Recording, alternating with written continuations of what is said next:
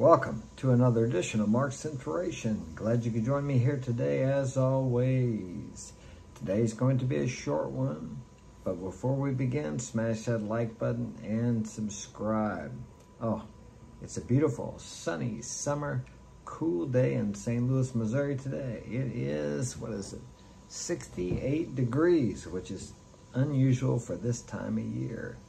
Today's topic is going to be nurturing. Yes, you heard right, nurturing. Nurturing, that is the woman's job in a relationship. And the reason I brought that up is because before the podcast last night, I was thinking, I had all my family here because they were all on the podcast, plus a guest.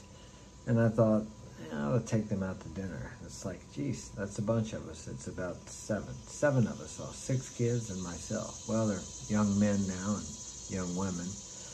Teenagers, whatever. We didn't have teenagers until, the 50s. Before that, it was young men. We had men and young men. Now we have teenagers. Anyway, that's a whole other video. The point I'm going to make is I thought about taking them out. So we did the podcast and it went great. Always before the podcast, I have performance anxiety. You know what that is? That's fear. Fear is always going to be present no matter what you do. When I used to fight, amateur and professionally, always I had fear. I guess you could call that performance anxiety. All these words, depression, anxiety, there's many of them. They all come down to fear. If you're depressed, fear is stopping you from doing something.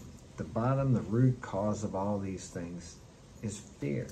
Fear of taking action. You want to solve that? Action in the direction of your goals will solve that fear. Will take care of that fear. Will dissipate that fear. Okay, but back to nurturing. So after the podcast, my daughter says, why don't you take us, let's all go out to dinner. And of course, my immediate response was, I don't want to because you're asking me. My kids have a tendency to try to push me to do things, and I don't like to be pushed. But I thought, I was thinking the same thing. So I said, yeah, sure, let's go. So she was so excited. And that's not the first time. My daughter is always trying to get us to go on a family vacation or to have a family dinner. She likes to cook a meal for all of us, for the boys. So it's an inherent thing in women to nurture, to build a relationship. So if you're with a woman, you have a woman or you're married, she should be focused on the relationship, not you as a man. Now, I have been focused on the relationship as a man, and it doesn't work well. The only reason I was is because my woman was not doing her part. So I was having to try to lead, protect and provide, and focus on building the relationship. And it doesn't work. It just doesn't work. For a man, his number one emotional need from his partner, his woman, is for her to put the relationship, their relationship, above all else. And now today's society, a lot of women don't want to do that. They feel like that's being too much of a servant or too much servitude. But that is what makes relationships between men and women work. We each have our part to play.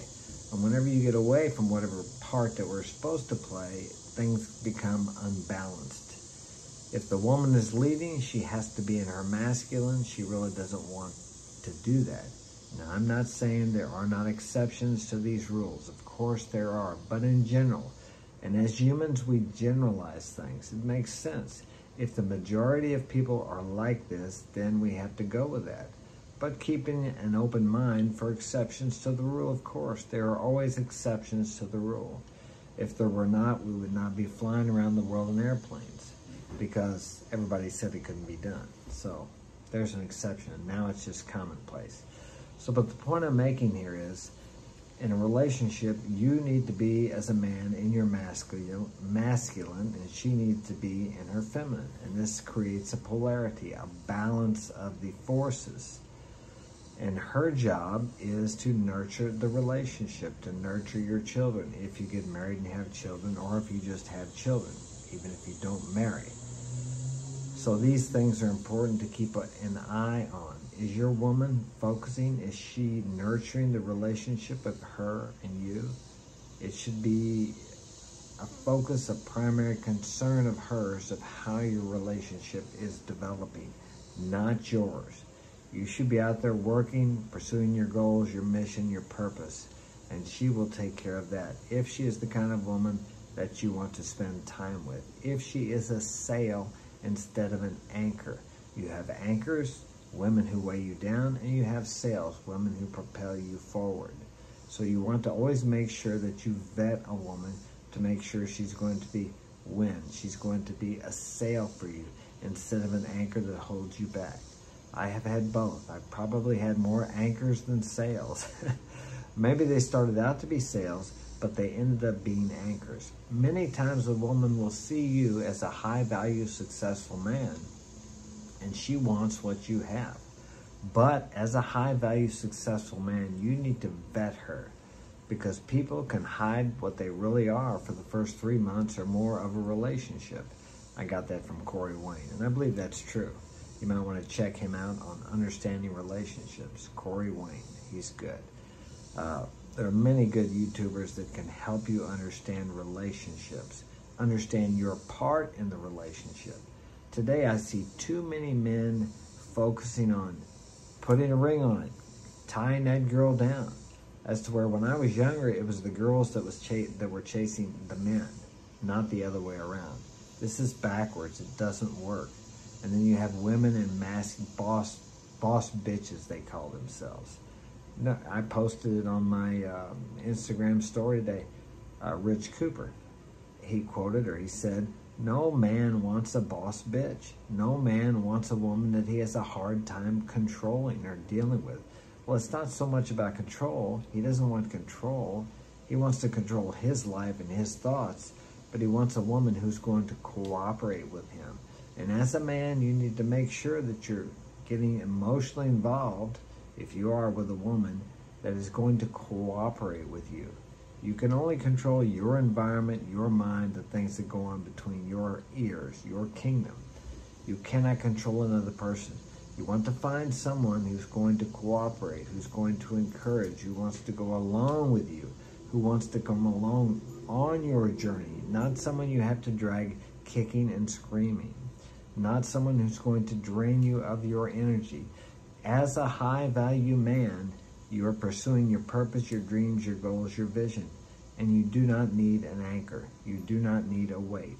I'll guarantee you, I've been in that position. I've lost everything 2 or 3 times because I did not vet the girls good enough. They started out as a sail, and they ended up becoming an anchor. These type of women will see what you have, and they want that. And they're not deceitful or dishonest. They just don't understand what it takes to be with a high-value man, to go along with him, to cooperate with him. They don't realize that they can't be out partying all night or hanging out with all their friends. They don't realize that to become this man, you had to get up every day for weeks, for months, for years, do the same thing every day, over and over and over again, and grow, develop, maybe lose things, fail, many failures. Every high-value, successful man I know has failed many, many times. They've been in a situation where they lost everything. Many have declared bankruptcy. I have never declared bankruptcy, although I wanted to several times. I was in debt to the IRS for over $50,000 at one time, and it was growing. I'm not today. I don't owe the government any money other than my quarterly taxes, which I pay at the end of the year. But I was in that position because I got involved with a person who I did not vet properly and turned out not to be who I thought she was. These things happen, and it's happened to me more than once. So I've failed many times in vetting girls for relationships. So that's why I'm sharing this with you. I'm 61 years old. I've had a lot of experience. I've been with a lot of women, not as many women as some of these chads these days, because it was different when I was younger. They didn't have the body count that these girls have now. It was just a different time. Okay. But for my time, I was with a lot of women. I've been married 4 times. I have 8 kids. Hell, I may get married again. Never say never. I don't know if I want to marry, though. If I did, I think I would marry someone from another country and maybe let them stay there and support them from where I live here. I know that's an odd arrangement, but marriage in the U.S. is not a very good risk it's actually a high risk for a man. And if you have something, you take a chance of losing everything you have. And if you have a child with this woman, you could be paying her for the next 21 or 22 years. So I fortunately did not have to do that. I have paid child support in the past, and I've been through all that trading the kids back and forth. And it's a very trying, emotional, difficult situation. And if you raise your income, she can take you back. And as you raise your income, she can raise the child support. And I'll guarantee you, I've raised 6 kids by myself for the last 10 years, 9 or 10 years.